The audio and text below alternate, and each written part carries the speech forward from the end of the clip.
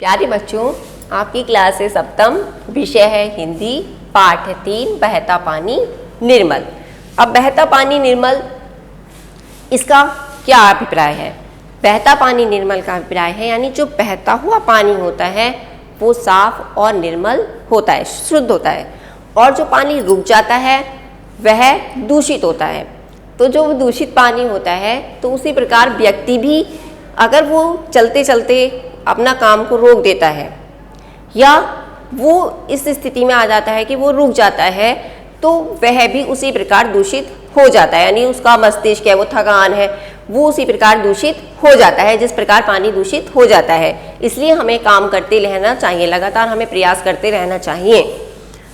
तो बहता पानी निर्मल के हमारे लेखक हैं सच्चिदानंद हीरानंद बादशायन अज्ञे। इनको मुख्यतः रूप से अज्ञे के नाम से भी जाना जाता है। इनका जन्म हुआ था 7 मार्च सन 1911 ईस्वी में। इनका जन्म स्थान है कुशीनगर जनपद। इनकी रचनाएं हैं बाबरा अहेरी, आंगन के पार द्वार, सागर मुद्रा, शेखर एक जीवनी, नदी के दीप, अरे यायावर। और इनकी जो मृत्यु हुई थी वो हुई थी 4 अप्रैल सन 1987 ईस्वी को। अब जो हमारी ये जो थे लेखक सच्चिदानंद हीरानंद बादशायन अज्ञे जी, ये घुमक्कड़ प्रवृत्ति के थे। इनके अंदर ईर्ष्या बिल्कुल नहीं थी, ये घूमना इन्हें बहुत पसंद था। तो इन्होंने जो अपनी इस बहता पानी निर्मल में अपनी जिस यात्रा का वर्णन किया है वो है सोनारी यात्रा का, जहाँ वे सोनारी के लिए गए थे।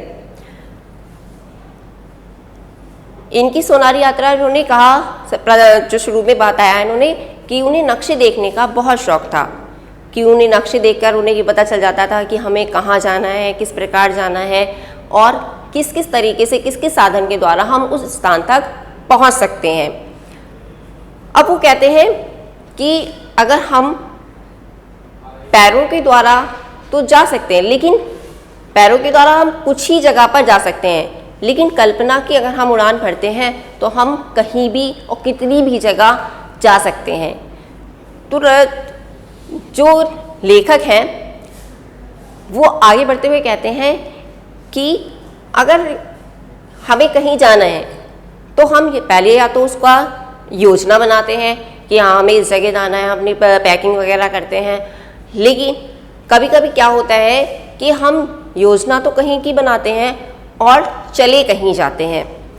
कहते हैं कि हमें ऐसा ही करना चाहिए जैसे कि हमें जाना तो ठंडे प्रदेश में है या गर्म प्रदेश में है। हमने बताया सबको कि हम ठंडे प्रदेश में जा रहे हैं, लेकिन हम चले गर्म प्रदेश की ओर जाते हैं। उसी प्रकार अगर हमने गर्म प्रदेश का बनाया और निकल कहाँ जाते हैं, ठंडे प्रदेश की ओर निकल जाते हैं। तो ये वाली 2 तरीके की यात्रा उन्होंने बताई कि हाँ, या तो बिल्कुल हम प्लानिंग से कर लें या फिर हम कहीं बना प्लान कहीं का बनाए और चले कहीं और जाएं।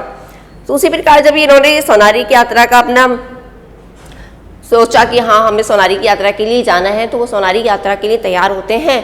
और वह बरसात का मौसम था, मौसम खराब था, उन्हें जाना था सोनारी। सोनारी एक गांव का नाम है जो कि अहोम राज्यों की राजधानी है। और असम को किस किस नाम से, सुबनसिरी, शोभा भराली या सोनार असम के नाम से जाना जाता है। तो जो लेखक हैं वो अपनी यात्रा प्रारंभ करते हैं तो मौसम खराब होता है, सड़कें खराब होती हैं, तो वो सोनारी में एक डाक बंगले में ठहर जाते हैं। जब डाक बंगले में ठहर जाते हैं तो वो सुबह को उठकर घूमने की सोचते हैं। उन्हें कोई काम नहीं था, लेकिन वो फिर भी कहते हैं कि मुझे, उनके पास दांत मांजने का ब्रुश तो था लेकिन वो खराब हो चुका था। तो इसलिए वे अपने क्या करते हैं, चलो दांत मांजने का ब्रुश ले आते हैं और एक उनकी मोटर की जो डिबरी खराब हो गई थी और तो वो कहते हैं उसको ले आते हैं, जबकि वो आवश्यक कार्य नहीं था। जब वो आवश्यक कार्य नहीं था फिर भी वो उसको जाने के लिए तैयार हो जाते हैं। जब वो जाते हैं तो मौसम तो खराब था ही। जब मौसम खराब था तो वो जाने के लिए जैसे तैयार होते हैं, वो सड़कें सारी पानी से भरी हुई होती हैं और वो कहते हैं कि कैसे निकला जाए। अब जैसे ही वो आगे बढ़ते जाते हैं तो मौसम और ख़राब होता चला जाता है। तो उनको कोई भी जगह दिखाई नहीं देती है कि हम किस प्रकार वहाँ से निकलें।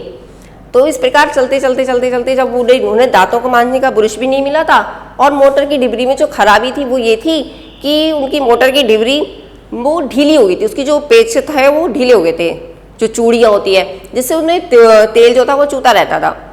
तो जब वो आगे बढ़ते हैं तो वो ना तो उनकी डिबरी सही होती है और ना उन्हें दांत मांजने का ब्रश मिलता है। और फिर लेकिन आगे बढ़ते हैं तो मौसम ख़राब होने की वजह से वो कुछ कर नहीं पाते हैं। तो वो अब जब वो वापस लौटना चाहते हैं तो वो वापस भी नहीं लौट पाते हैं। तो वो जाकर काफ़ी जो नाव में घूम कर इधर उधर करके तो वो जिस तरीके से किसी तरीके से शिव सागर पहुँचते हैं। शिव सागर पहुँचने पर वह एक डिब्रूगढ़ में एक वो दांत मांजने का ब्रश खरीदते हैं और एक पैंट कमीज खरीदते हैं कपड़े बदलने के लिए और एक रात में सोने के लिए कंबल खरीदते हैं। तो इस प्रकार वो चीज़ों को खरीदकर अपना 10-11 दिन अपने बिताते हैं। जब वो 10-11 दिन बिता देते हैं तब वो जब मौसम भी थोड़ा सही हो जाता है तो वो लौटने की सोचते हैं, क्योंकि सारा सामान उनका जो सोनारी में डाक बंगला था वहीं पर था। जब सोनारी में वहाँ पर जाना था उन्हें, तो 10-11 दिन बाद जब वो वहाँ वापस लौटते हैं तो सारी चीज़ें उन्हें ऐसी मिलती हैं कि सारे जो कपड़े वगैरह थे वो सील गए थे बारिश के कारण, और जितना भी सामान था वो सब बेकार हो चुका था। केवल क्या बचा था, उनके बाथरूम में जो था एक दांत मांजने का ब्रश और एक साबुन था जो उनके वहाँ पर वापस बचा हुआ था। तो वो कहते हैं कि लेखक कहते हैं कि जितनी यात्रा मैंने स्थूल पैरों से की है उससे ज़्यादा मैंने अपनी कल्पना की उड़ान से की है।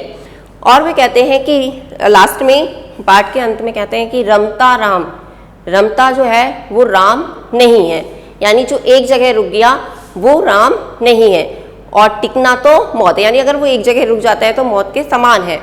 तो इसलिए कहा गया पाठ का जो सारांश निकल के आता है कि बहता पानी निर्मल, तो पाठ का यही निकल के आता है कि जो पानी बहता है वो निर्मल साफ होता है, और जो रुक जाता है वो क्या होता है, वो मलिन हो जाता है, यानी दूषित हो जाता है। तो हमें चलते रहना चाहिए, हमें अपने कार्य को लगातार प्रयास में रखना चाहिए, हमें रुककर अपनी बुद्धि को, अपनी जो हमें कार्य करने की क्षमता है उसे दूषित नहीं करना चाहिए। तो इस पाठ का सारांश आप अपने शब्दों में लिखेंगे और लेखक का परिचय भी, और बाकी प्रश्नोत्तर वगैरह आपको PDF के माध्यम से मिल जाएंगे। धन्यवाद।